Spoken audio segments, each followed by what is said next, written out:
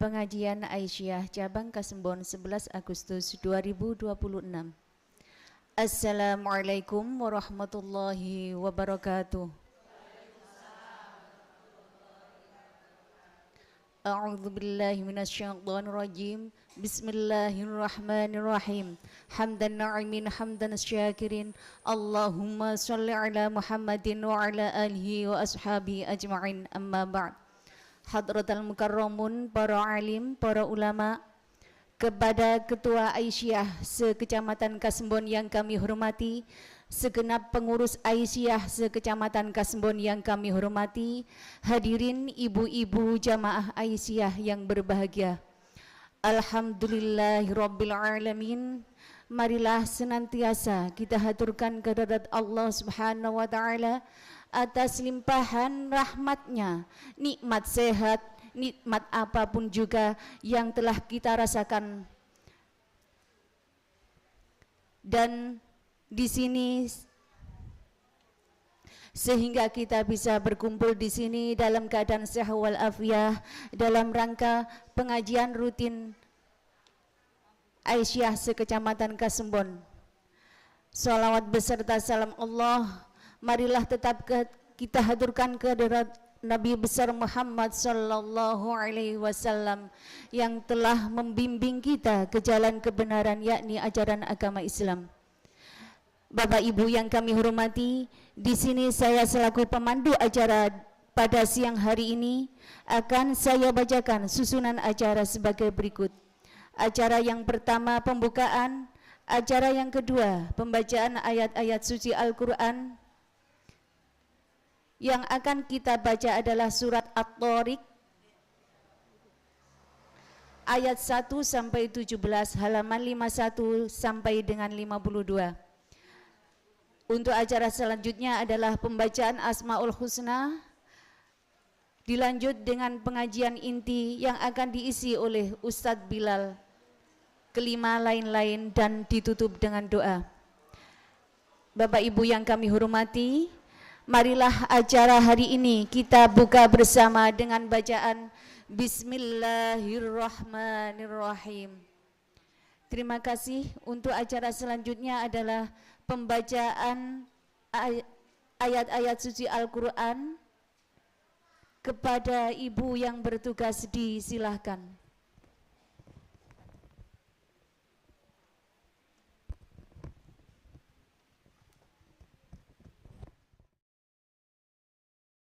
Assalamualaikum warahmatullahi wabarakatuh.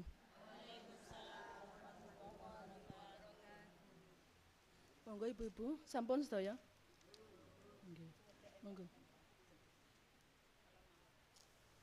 A'udzu billahi minasyaitonir rajim. Bismillahirrahmanirrahim. Was-samaa'i wat-tariq wa ma adraka mat-tariq an-najmu ats-tsaqib in kullu nafsin lamma 'alaiha khafiz falyanzuril insanu mimma khuliq mimma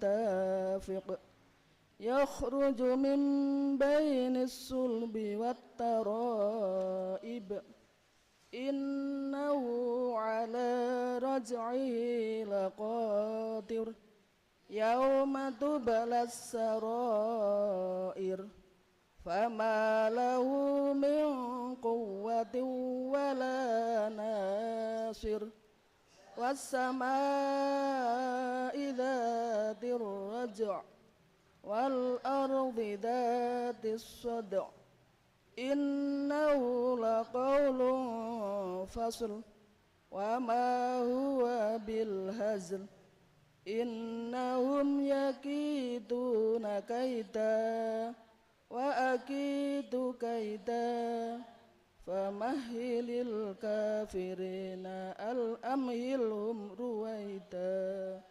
Sadaqallahul azim. Wassalamualaikum warahmatullahi wabarakatuh. Maha benar Allah dengan segala firman-Nya. Untuk acara adalah pembacaan Asmaul Husna. Kepada ibu yang bertugas disilahkan.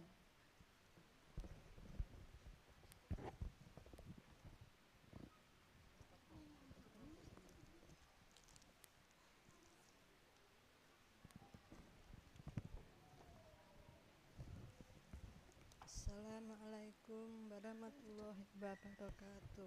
Waalaikumsalam warahmatullahi wabarakatuh. Bismillahirrahmanirrahim. Monggo ibu-ibu mau surat Asmaul Husna. Bismillahirrahmanirrahim.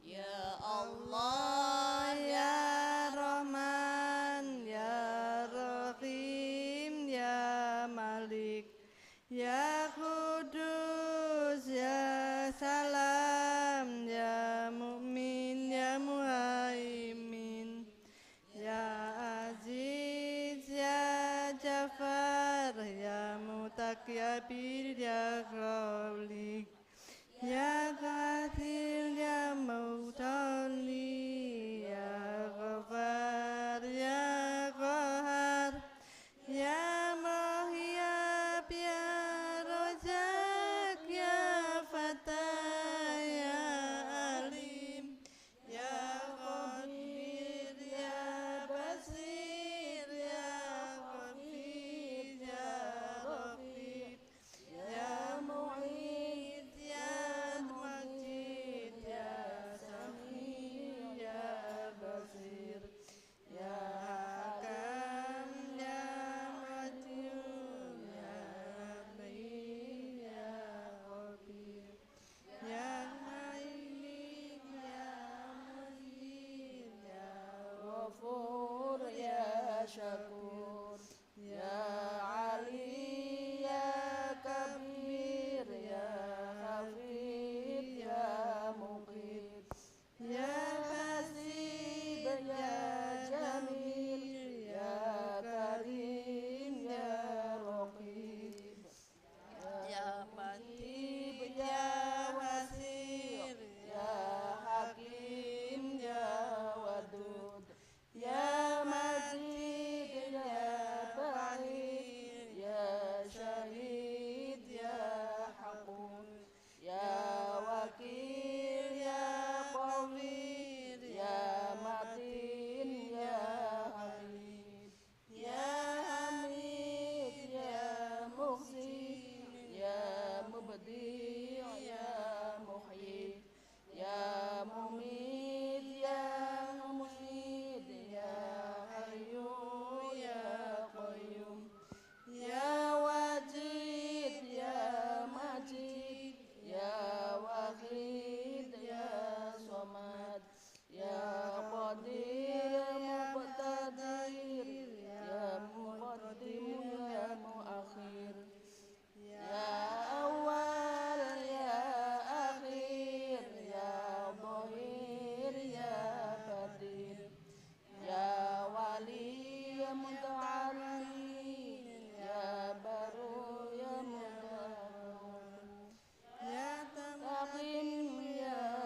afu, ya rauf, ya malikal mulki, ya dal jalali wal ikram, ya muqsid, ya jami, ya ghani, ya mughni, ya mani, ya dharu, ya nafi, ya nur, ya hadi, ya badi, ya baqi, ya waris, ya rasyid, ya sabur.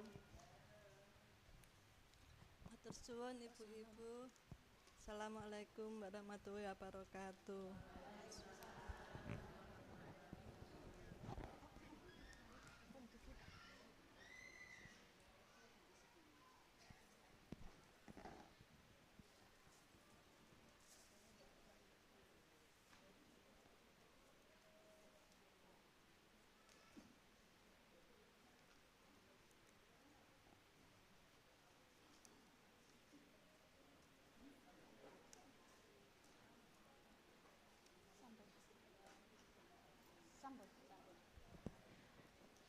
Terima kasih. Untuk acara selanjutnya adalah pengajian inti.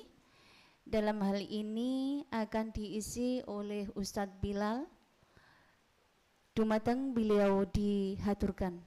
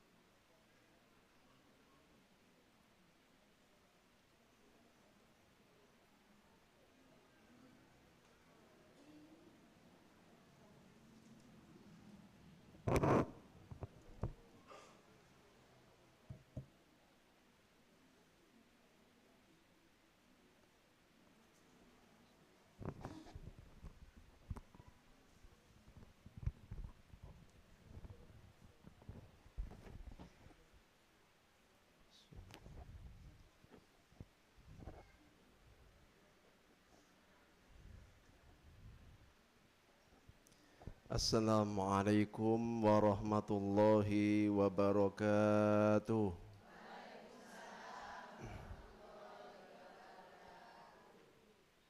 Bismillahirrahmanirrahim. Alhamdulillahi rabbil alamin. Wassalatu wassalamu ala nabiyyina wa habibina Muhammadin wa ala alihi wa ashabihi wa man tabi'ahum bi ihsanin ila yaumiddin. Rabbi syrah li sadri wa yassir li amri wahlul 'uqdatam min lisani yafqahu qawli. Allahumma la sahla illa ma ja'altahu sahla wa anta taj'alul hazna idza syi'ta sahla. Allahumma inna nas'aluka ilman nafi'an wa rizqan thayyiban wa amalan mutaqabbala. Allahumma amin. Ibu-ibu jamaah pengajian Aisyah, bagaimana kabarnya? Alhamdulillah. Sehat semua nggih? Sudah makan siang? Ngantuk no mboten? Janji nggih mboten ngantuk nggih. Karena mengantuk niku menular. Saya baru datang di sini, assalamualaikum, saya lihat banyak yang ngangkat HP. Saya tak terok-terok saya. Ini buat barang bukti kalau saya benar-benar sampai di Ibu Aisyah, nggak mampir kemana-mana gitu maksudnya. Okay. Alhamdulillah, kita panjatkan syukur kita kepada Allah Subhanahu Wa Taala atas limpahan nikmatnya. Hari ini, siang hari ini kita dikumpulkan di salah satu rumah Allah yang insya Allah penuh dengan keberkahan, di majelis ilmu yang insya Allah penuh dengan kemuliaan, majelis yang dicintai oleh Allah, diberkahi oleh Allah. Insya Allah niat kita datang ke sini, insya Allah perjuangan juga pengorbanan kita, mengorbankan waktu, tenaga, pikiran, juga waktu tidur siang. Karena kalau siang seperti ini sing enak aku mapan sare okay? Tapi kalau memilih hadir pengajian, insya Allah pahalanya makin besar. Amin ya Rabbal. Dan insya Allah pulang nanti, sepulang dari majelis ini, pulang membawa barokah dan berkat. Berkatnya dan itu berkat. Ibu-ibu yang dimuliakan Allah, kemudian salawat dan salam mudah-mudahan senantiasa dicurahkan kepada junjungan Nabi yang mulia, Nabi besar, Nabi agung Muhammad sallallahu alaihi wasallam, beserta keluarganya, beserta para sahabatnya dan seluruh umatnya hingga hari kiamat nanti. Ibu-ibu yang dimuliakan Allah, insya Allah di waktu yang singkat ini saya akan menyampaikan tentang pengaruh dari pelaksanaan ibadah sholat yang sempurna. Saged balen Ibu. Apa pengaruh, apa manfaat, keutamaan serta fadilah kalau kita mengerjakan sholat. Bukan sekedar sholat, tapi sholat yang sempurna. Insya Allah kalau jamaah pengajian Aisyah ini insya Allah 120% mengerjakan sholat. 120 apa enggak 120 ben mantep bener boleh 100% itu sudah terlalu umum 120%. Oke. Tapi permasalahannya adalah apakah sholat yang saya dan panjenengan kerjakan ini memang sudah merupakan sholat yang sempurna atau jangan-jangan cuma sekedar sholat saja. Itu jadi pertanyaan.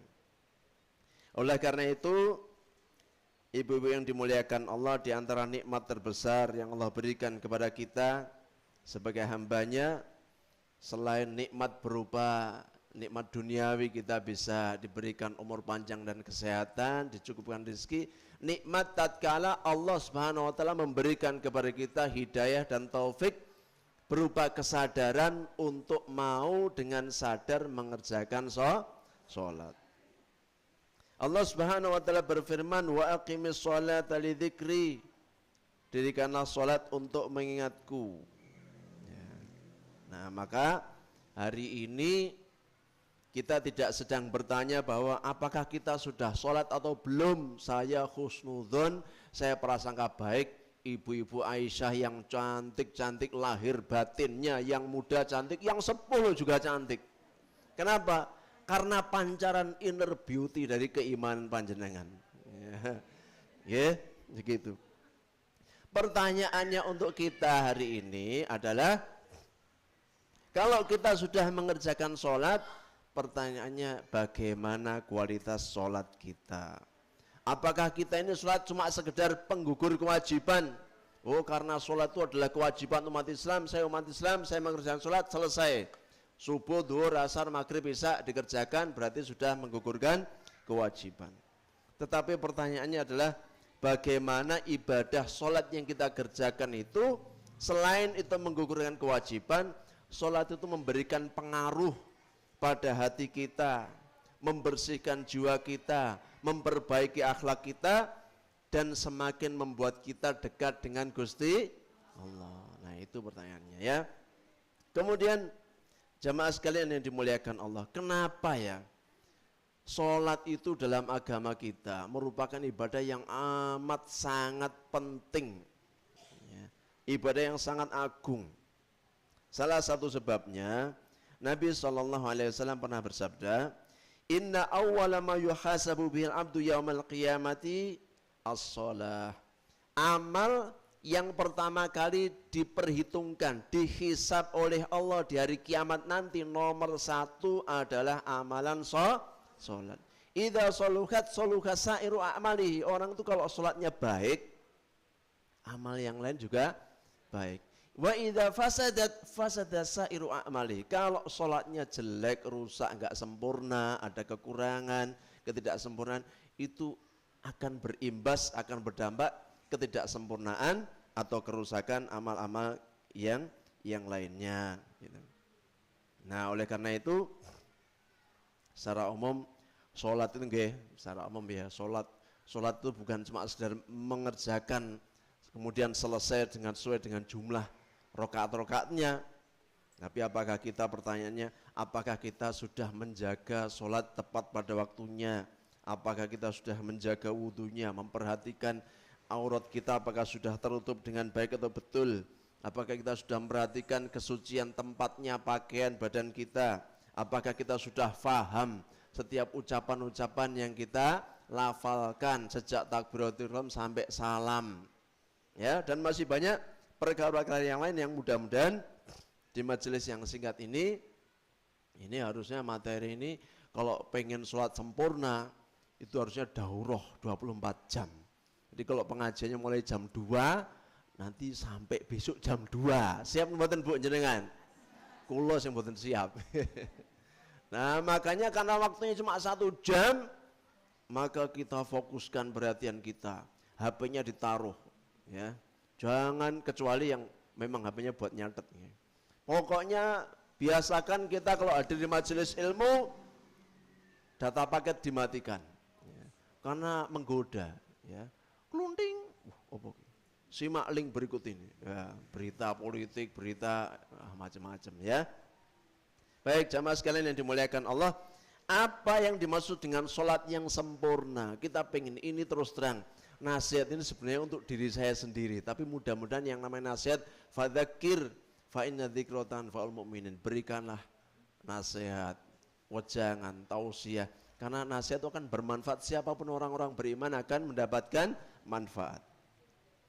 Nah, jadi sholat yang sempurna itu bukan berarti kemudian kalau kita bicara salah satu unsur kesempurnaan sholat adalah kekhusyuan, bukan berarti orang itu dari takbiratul ihram sampai salam benar-benar fokus sama sekali enggak tergoyahkan. Kalau seperti itu tentunya perkara yang kelihatannya orang-orang seperti kita ini kok rasanya mustahil.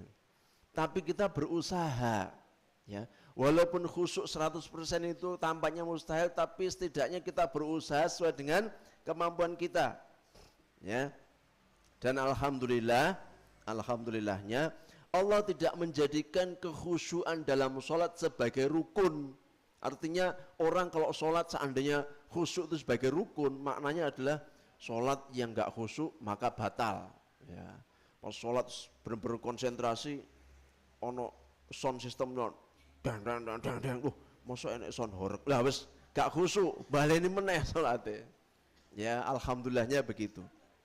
Nah, jadi jamaah sekalian yang dimuliakan Allah, perhatikan ya, syarat-syarat supaya sholat kita sempurna. 1, sempurna syarat-syaratnya. Jadi sholat itu ada syarat-syaratnya. Dikatakan syarat itu apa?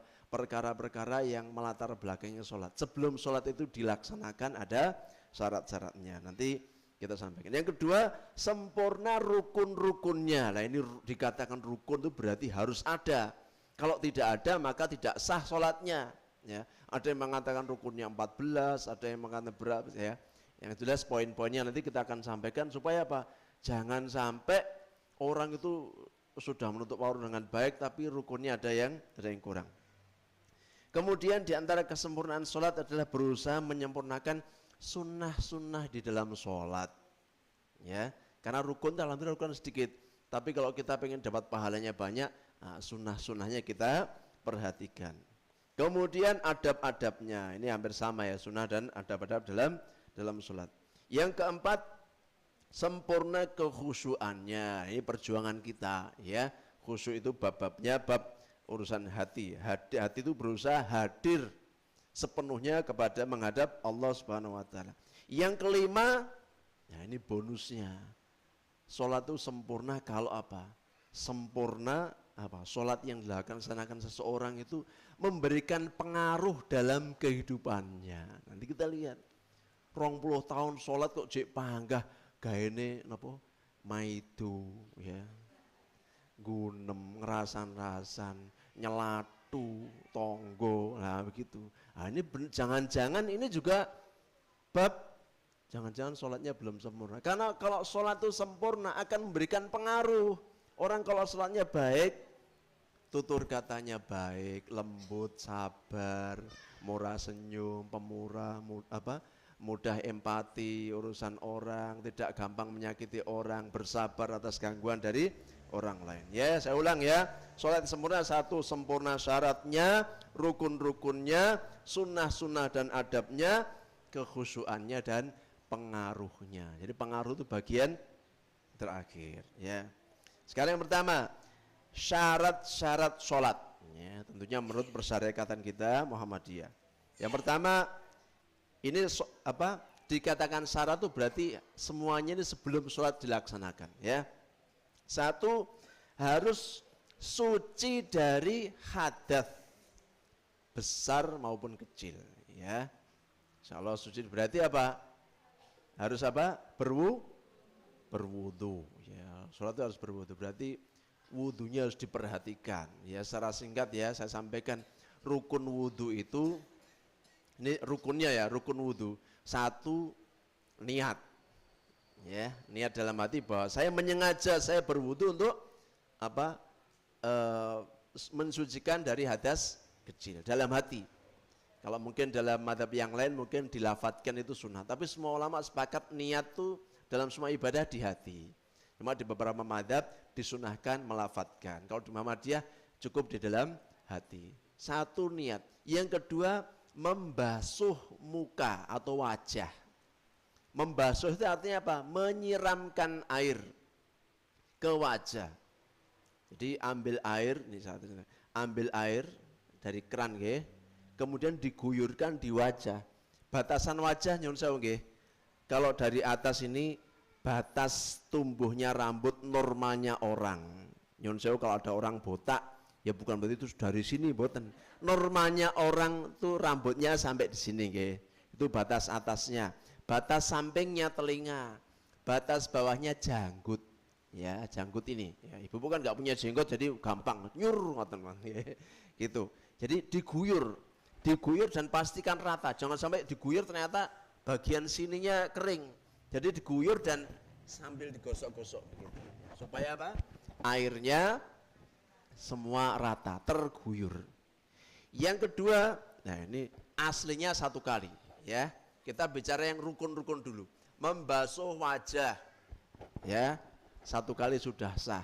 Yang kedua, membasuh tangan. Membasuh tangan berarti tangannya diguyur air. Bisa dengan cara ini, kalau ini keran, diguyur dari ujung jari sampai sikut. Ini perhatikan ya, kadang ada orang wudunya buru-buru akhirnya sikutnya masih kering. Ya, jadi diguyur pastikan kena air, sikutnya basah. Ya, setelah diguyur bagian atas ini terus bagian yang depan ini. Atau bisa juga jenengan ambil air pakai ini ya, kemudian diguyurkan begini terus diratakan pakai tangan satunya. Setelah diratakan sampai sini, kemudian dibalik airnya diratakan sehingga semuanya basah. Ya, itu satu kali.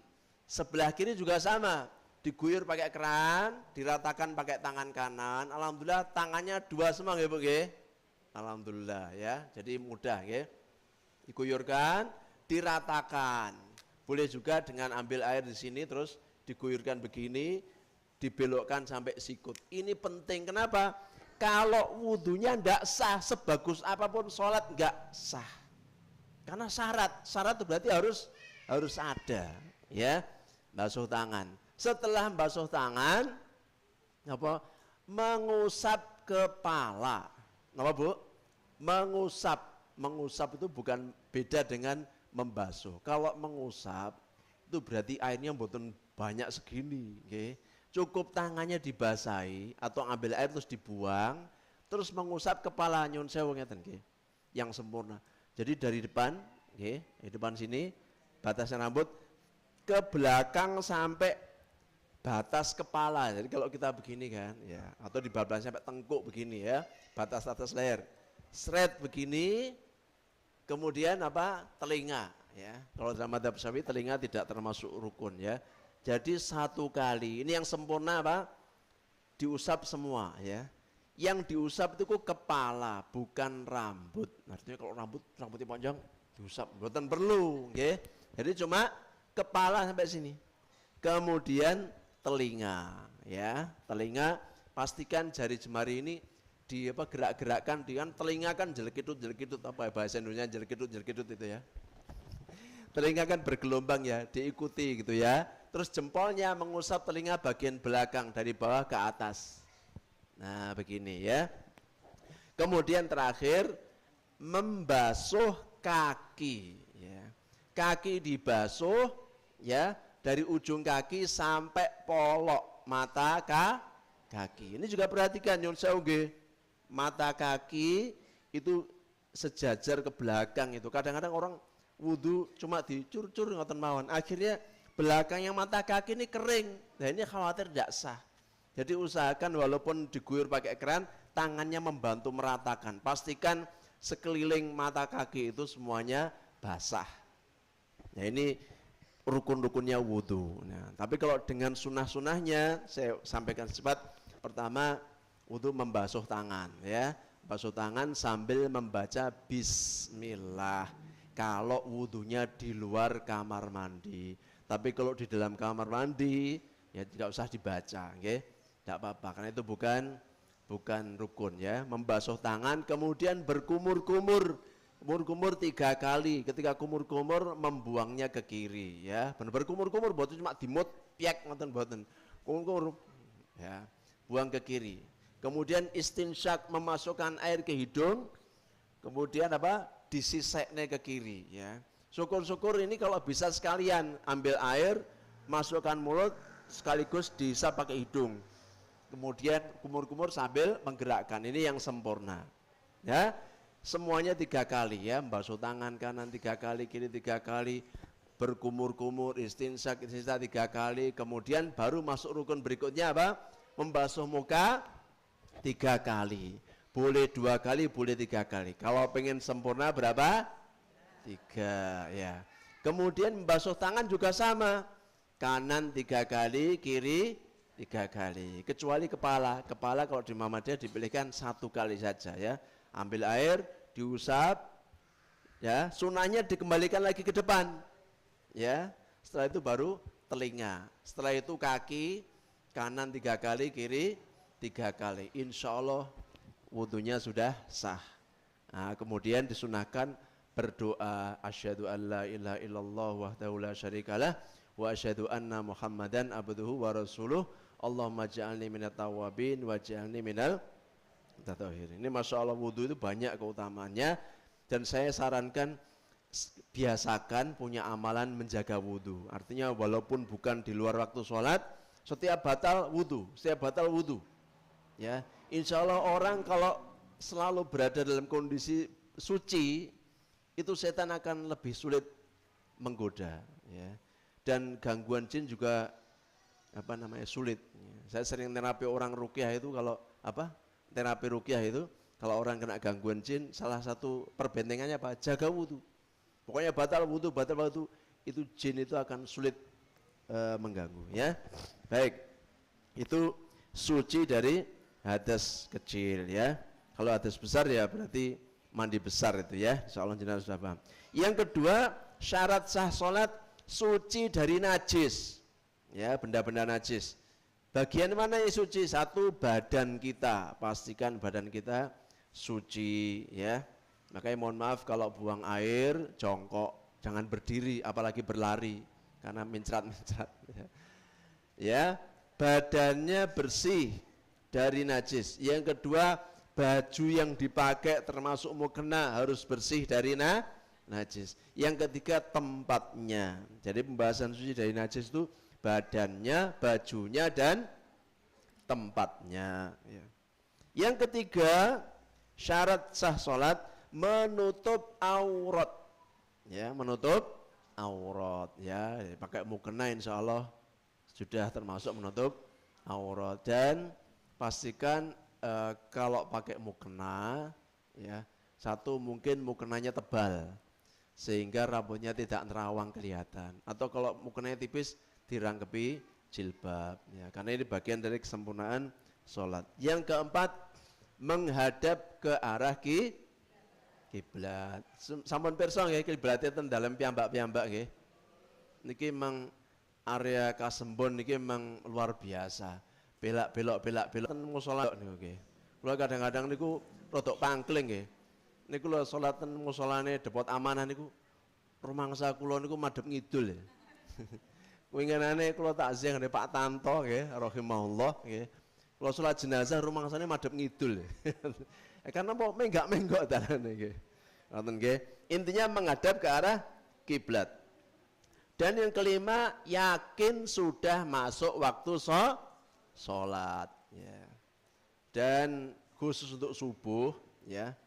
Khusus subuh, Muhammadiyah menetapkan waktu subuh itu kalau dilihat dari jadwal-jadwal yang ada di kalender ditambah 8 menit ya.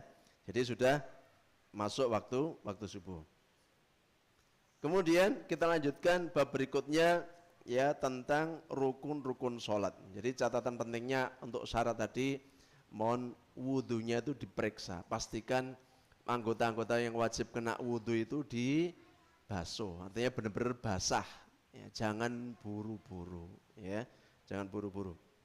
Dan berusaha sejak dari wudhu saja kita berusaha sempurna, kumur-kumurnya 3 kali, termasuk sunah-sunah berwudhu niku napa gosok gigi, ya, gosok gigi minimal kalau mau sholat fardu, ya. Kalau mbun wudhu sikat gigi ya engko odol entek misalnya, karena dulu kan orang pakai siwak. Minimal ya kalau sholat fardu lah, ya namanya kita berlatih. Minimal sholat fardu 5 waktu. Nanti kalau antara maghrib dan isya jenengan merasa aku sejak maghrib sampai isya gak makan apa-apa, insya Allah bersih, ya monggo. Tapi intinya kalau mau mendapatkan sunnah pahala berlebih setiap wudhu gosok gigi. Apa meneh habis makan durian, nah, ini gosok gigi, makan makanan yang bau. Kemudian jamaah sekalian rahimakumullah, kita masuk pada pembahasan rukun-rukun sholat. Ya. Kalau saya katakan rukun berarti harus ada semuanya. Kalau ada satu yang hilang tidak sah sholat kita. Yang pertama rukun itu niat, nama Bu? Niat. Ya. Niat itu berarti hati ini menyengaja melakukan perbuatan secara sengaja ketika mau sholat. Misalnya nanti jam 3 waktu asar, Allahu Akbar, dalam keadaan hati itu penuh sadar bahwa saya mengerjakan sholat asar yang hukumnya fardu gitu. Ya. Kalau dilafadzkan ya di materi suami usolli fardul asri, saya sholat fardu asar gitu. Sadar. Tapi kalau misalnya rada setengah ngantuk nggih, masuk masjid jamaah, Allahu Akbar rada ngantuk kan, jamaah dari makmum. Terus dalam hati, iki mau duhur apa asar?